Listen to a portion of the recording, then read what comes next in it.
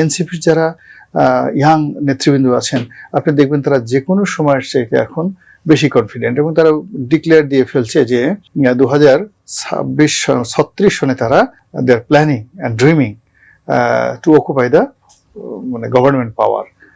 তো এই রাষ্ট্র ক্ষমতায় তারা যাবে, এটা তারা একবার ডেড লাইন দিয়ে দিয়েছে। হঠাৎ করে ঘর পোড়া গরু সিঁদুরে মেঘ দেখলে যেভাবে ডরায়, আমি এদের কথাবার্তা শুনে ভয় পাচ্ছি। এই কারণ হলো যে মুক্তিযুদ্ধের পর একটা খুব চলতো যে অস্ত্র জমা দিছি কিন্তু ট্রেনিং তো জমা দেয়নি, এখন প্রশিক্ষণ জমা দেয়নি। এখন এই যে মার্কিন ডিপ স্টেট ম্যাটিকুলাস ডিজাইন, এটার পেছনে অস্ত্র ছিল, সেই অস্ত্র ছিল এটা ওপেন সিক্রেট 7.65 বোরের সেই রাইফেল ছিল। এরপর সেই রাইফেল চালানোর জন্য ট্রেন করার লোক ছিল। এটার পেছনে দেশি এবং বিদেশি অনেকগুলো expert, political, non political, military. এই যে ঘটনার পরে দেখা গেল ওয়েস্টিনে কয়েকজন সামরিক কর্নেল পদমর্যাদার আমেরিকার কয়েকজন সামরিক কর্মকর্তার আমরা জানলাম যে সেখানে ছিল এবং একজন মারা গেছে।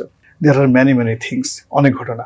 সেই ঘটনা এখন এই সরকারের মাত্র আড়াই মাসের মাথায় হঠাৎ করে এগুলো আসছে কেন, আবার নতুন করে আসছে কেন, আবার সেই এখন জামাতের যে কথাবার্তাগুলো বলছে, জামাতের যারা লোকজন বলছে, তারা যেভাবে হুঙ্কার দিচ্ছে, আমার কাছে মনে হচ্ছে এই হুঙ্কারগুলো স্বাভাবিক হুঙ্কার নয়। এনসিপি যেভাবে হুঙ্কার দিচ্ছে, যেভাবে দলের লোক গিয়ে এনসিপিতে যোগদান করছে, এখন এখানে এনসিপিতে যোগদান করার কথা না, সেই দলের লোক প্রতিদিনে যোগদান করছে। এবং এনসিপির যারা ইয়াং নেতৃবৃন্দ আছেন, আপনি দেখবেন তারা যে কোনো সময়ের চাইতে এখন বেশি কনফিডেন্ট, এবং তারা ডিক্লেয়ার দিয়ে ফেলছে যে 2036 সনে তারা they are planning and dreaming to occupy the government power. তো এই রাষ্ট্র ক্ষমতায় তারা যাবে, এটা তারা একবার ডেড লাইন দিয়ে দিয়েছে। তাহলে এই সময়টা এত সহজ নয়। এখন এই যে তারা, আপনি যদি মনে করেন যে এই নাহিদ সার্জি যারা আছেন, তারা সেই 2024 সনের আগস্ট মাসের তারা আছে, নট লাইক দ্যাট। তারা এই গত 2টা বছর যাবত এই রাষ্ট্রটা চালাচ্ছে।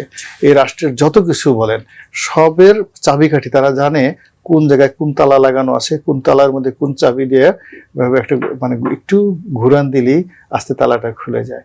আমাদের এই সমাজে যে যাদের হাতে এখন ক্ষমতা আছে তাদের কতটুকু ওজন, আবার যারা ক্ষমতা হারিয়েছে তাদের কতটুকু ওজন। এই বাচ্চা ছেলেরা আমরা যাদেরকে অনেকে ঠাট্টা করে বলি চিলড্রেন পার্টি, এই চিলড্রেন পার্টির কত বড় বড় মানুষ পা ধরে বসে থাকছে এদের বাসায় গিয়ে। কত মানুষ, আমি একদিন এক নেতার সাথে কথা বললাম, বলেন কি আপনি বলেন কি বিএনপি একটা বড় নেতার কথা বললো যে সে তো কাজের জন্য গিয়ে অমুক এক লোকের কাছে গিয়ে বসে থাকে, সারাক্ষণ বসে থাকে।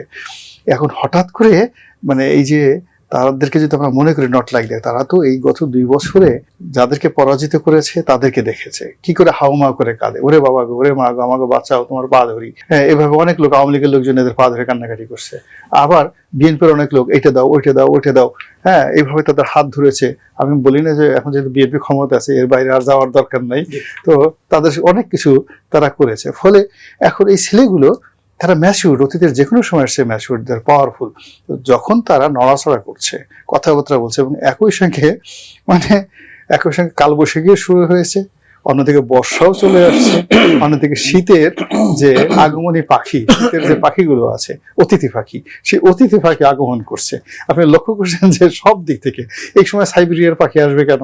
এই সময় একদিকে জামাতের আমির জাপান চলে যাচ্ছে, অন্যদিকে নাহিদ ইসলাম এরা সংবাদ সম্মেলন করে বলতেছে এই ঘটনা, অন্যদিকে আলী রিয়াজ এসে সাক্ষাৎকার দিচ্ছে, আবার অন্যদিকে আমাদের রজার রহমান ওরফে খলিলুর রহমান, সে শুধু ঘুরছে, কোথাও গিয়ে একটি স্থির হয়ে দাঁড়াতে পারছে না, না দিল্লি, না বেজিং, না আমেরিকা, কোথাও না, শুধু ঘুরছে আর ঘুরছে।